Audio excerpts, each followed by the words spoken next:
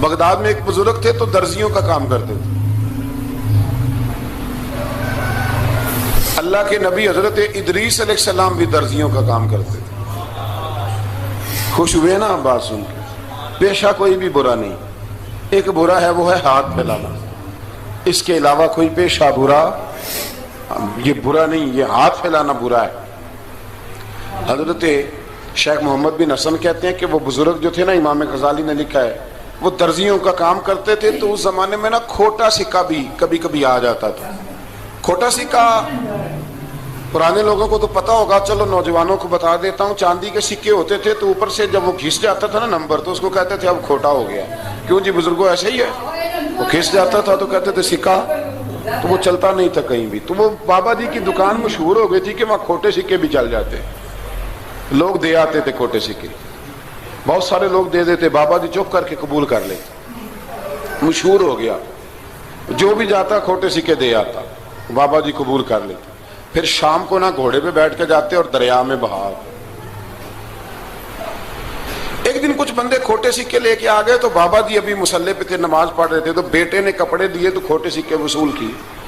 تو وہ کھوٹے سکے دینے والا شخص کھوٹے سکے دے رہا تھا تو وہ بچہ کہنے لگا تم نے بڑی عرصہ بیوقوف بنایا میرے ابا کو، کھوٹے سکے دے لے جاؤ. کہنے لگا تمہیں واقعی نہیں پتا چلتا کھوٹے ہیں؟ کہا ابا جی کا نہیں مجھے پتا، پر مجھے تو پتا ہے نا. اور میرا ابا شام کو کھول کے دیکھتا ہے تو پھر جو کھوٹے کھوٹے ہوتے ہیں انہیں دریا میں بہا کے آتا ہے. لے جاؤ اپنے. اتنی دیر میں بزرگ نماز سے فارغ ہوئے. کہنے لگے نہیں نہیں بیٹے رکھ لے، کھوٹے ہی رکھ لے. سننا بات. کہا جناب کیوں؟ فرمانے لگے میں کھوٹے اس لیے رکھ لیتا ہوں کہ لوگوں نے پیسوں میں ملا کے دوسروں کو بھی تو دینے ہیں نا. تو میں چاہتا ہوں چلو باقی لوگ نقصان سے بچ جائیں، ہمارا تو گزارا ہو ہی رہا ہے. باقی لوگ نقصان سے بچ جائیں. اور فرمایا پھر میں شام کو جا کے دریا میں ڈال کے آتا ہوں کہ کہیں میری اولاد بھی ان کو آگے نہ چلا دے. میں چاہتا ہوں کہ اور لوگ اس کام سے بچ جائیں. درویش کہتے ہیں کہ جب اس بابے کا آخری وقت آیا نا تو جو اس نے جملہ کہا میرا کلیجہ پھٹ گیا. آخری وقت جو اس نے دعا مانگی تو فرماتے ہیں میرے اندر وجد اور کیف کی صورت پیدا ہو گئی.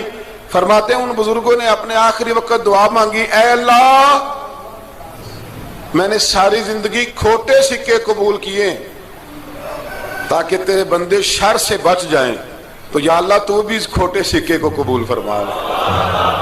اللہ میں نے کھوٹے سکے قبول کیے، کھوٹے، تاکہ تیرے بندے تکلیف سے بچ جائیں. تو مالک میں بھی کھوٹا ہی ہوں، اللہ تو بھی اس کھوٹے کو قبول فرما لے. اور یہ دعا مانگ کے نا تو کبھی روتے کبھی ہنستے.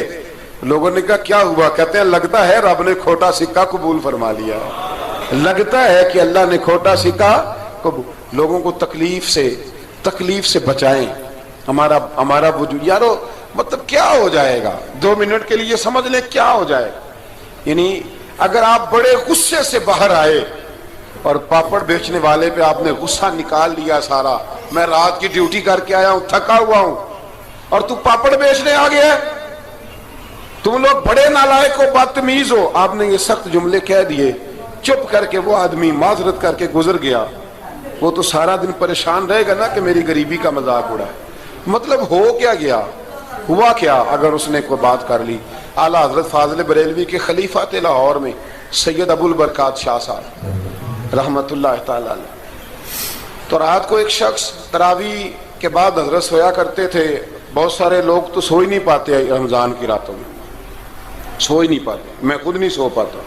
اب تراویح سے اگر آپ 10:30 فارغ ہوئے تو 2 بجے اگر آپ کو دوبارہ اٹھنا ہے تو بیچ میں آپ کو کیا ملے گا؟ اگر آپ نے کچھ پڑھنا پڑھانا ہے، صبح درس دینا ہے، تو پھر تو آپ کے لیے بڑا اور یہ خاصا مشکل کام ہے. یہ خاصا مشکل کام ہے. آپ یقین کریں چند تفسیریں دیکھتے ہیں تو ٹائم بہت زیادہ ہو جاتا ہے. وہ پھر آگے سننے والوں پہ بھی ڈیپینڈ کرتا ہے ان کے مزاج مبارک کس طرح کے. سید صاحب رحمۃ اللہ علیہ نا عشاء کی نماز کے بعد تراویح پڑھ کے تو کچھ عبادت کی، کچھ مطالعہ کیا، صبح درس دینا تھا، تو تھوڑی دیر کے لیے بوڑھے آدمی تھے، تھک گئے تو سو گئے. ایک بندہ نہ کہیں گیا ہوا تھا تو واپس آیا تو اس نے دروازے پہ دستک دی. تو سید صاحب کے بیٹے تھے، بخاری شریف کی شرح لکھی، بڑے عالم تھے، سید محمود رضوی صاحب رحمت اللہ. رضوی صاحب کہتے میں نے دروازہ کھولا، میں نے کہا ہاں جی بولو. کہنے لگا جی میں نے سید صاحب سے ملنا ہے. مفتی اعظم پاکستان تھے وہ، لاہور میں حزب الاناف ادارہ تھا، سید ابو البرکات شاہ. میں نے حضرت صاحب سے ملنا ہے. تو کہا کوئی حکم ہو تو مجھے نہیں, میں نے انہی سے ہی ملنا ہے. یہ بھی بڑا مسئلہ ہوتا ہے, میں نے انہی سے ہی ملنا ہے. چلو ٹھیک ہے جی, انہی سے مل لو. تو کہتے ہیں اتنی دیر میں نا سید صاحب بھی اٹھ کے آ گئے. محمود کون آیا؟ تو اس نے کہا حضور میں آپ کا ایک عقیدت مند ہوں, تو میں کہیں گیا ہوا تھا تو ابھی واپس آیا ہوں, تو مسئلہ نا کئی دفعہ پوچھنا کرتا ہوں تو بھول جاتا ہوں, ذرا بات کی نزاکت کو دیکھنا, بھول جاتا ہوں. تو یاد آیا تھا تو میں نے کہا چلو ابھی پوچھ آتا ہوں, گزر رہا تھا یہاں سے. میں پوچھو. کہنے لگا جی پوچھنا یہ تھا کہ جس نے فرض جماعت کے ساتھ نہ پڑھے ہوں رمضان میں, تو کیا وتر جماعت سے پڑھ سکتا ہے؟ مسئلہ پوچھنا تھا. علامہ محمود رضوی صاحب کہتے ہیں مجھے بڑا ہی غصہ آیا. میں نے کہا کہ پتہ نہیں کوئی اس وقت مشکل آ گئی ہے جو رات کو آیا ہے. کسی وقت انسان رات کو طلاق دے بیٹھتا ہے, کوئی ایسی بات ہو جاتی ہے تو عالم کے دروازے پر, یہ تو عام سا مسئلہ ہے, سویرے بھی پوچھ لیتا. اتنی تکلیف دی اس نے, کتنی بڑی اذیت ہے. اور ایسے ہوتا ہے, ہم نہیں احساس کرتے کہ یار تھوڑا سا دیکھ لیں, ماحول کو دیکھ لیں, طبیعت کو دیکھ لیں. مجھے بڑی اچھی طرح یاد ہے کہ میں نے ایک دفعہ نا ایک عالم سے مسئلہ دریافت کیا, وہ ہمارے استاد تھے, تو مجھ پہ ناراض ہوئے. میں بڑا پریشان ہوا کہ پوچھی تو میں نے دین کی بات تھی, تو استاد ہی ناراض ہو گئے. استاد واپس آیا تو یہ کہنے لگے تمہیں پتہ ہے میں شوگر کا مریض ہوں. میں بڑی تکلیف میں تھا, اور میں نے نماز کے لیے میں جلدی کیوں اٹھ کے چلا گیا تھا, میں نے ایک روٹی کھانی تھی, مجھے کچھ ہو رہا تھا. تو اب میں اگر تجھے انکار کرتا, دین کی بات تھوڑا دیکھ لیا کرو, مزاج کو سمجھ لیا کرو, تم سمجھتے نہیں, یہ ساز نہیں پیدا کرتے. وہ بڑی اس وقت چیز سمجھ میں آئی کہ کچھ چیزیں ایسی ہوتی ہیں ہر وقت انسان ایک موڈ میں نہیں ہوتا. آپ سمجھیں, بہرحال جو بات کر رہا ہوں اس کو سمجھیے گا.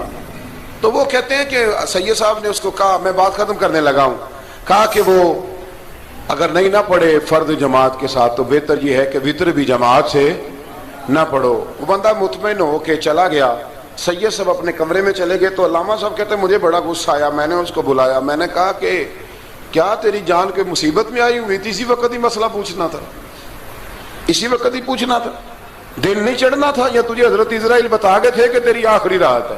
کہتے میں نے پورا غصہ نکالا اس پر. میں نے کہا تو بڑا ہی بیوقوف آدمی, اب بوڑھے آدمی ہیں اور بڑی مشکل سے نیند آتی ہے, آ ہی گئی تھی تو آ گیا ہے. کہتے میں غصہ کر رہا تھا تو سید صاحب آ گئے, تو آ کے مجھے ڈانٹا, چپ کر, اس طرح کسی کے ساتھ بات کرتے ہیں. پھر اس کو کہنے لگے بھائی معاف کرنا, یہ ابھی بچہ ہے, اسے پتہ نہیں.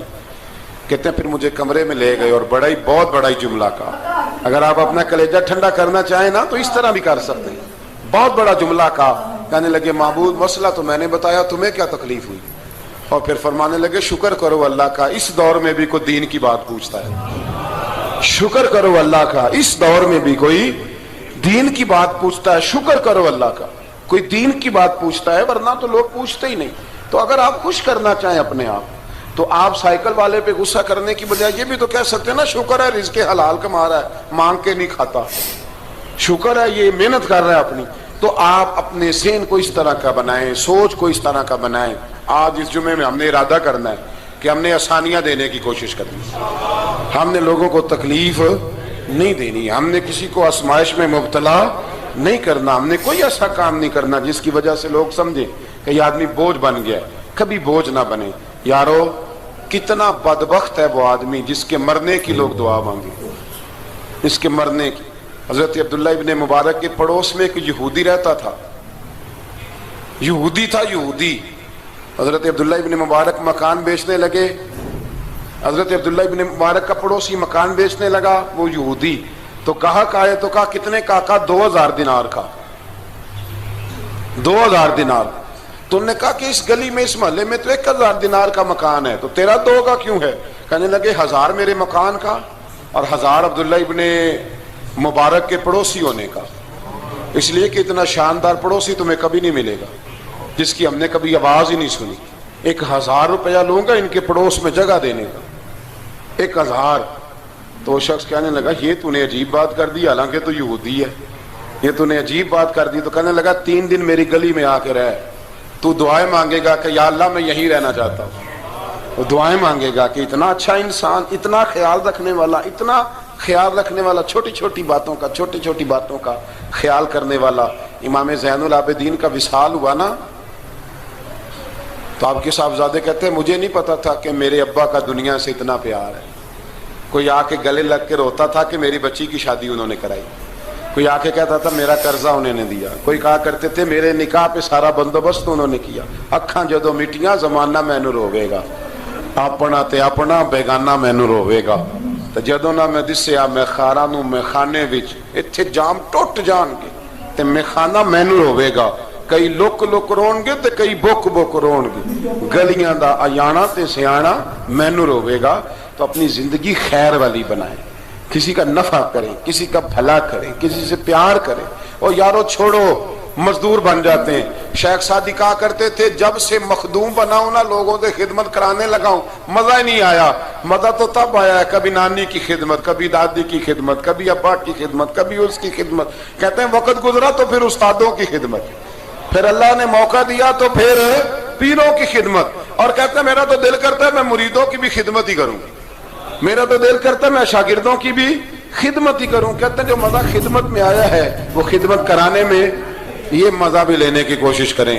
آج نا مخدوم بڑے ہی بن گئے ہیں، مخدوم بڑے ہی بن گئے، کس کس کی بندہ خدمت کرے؟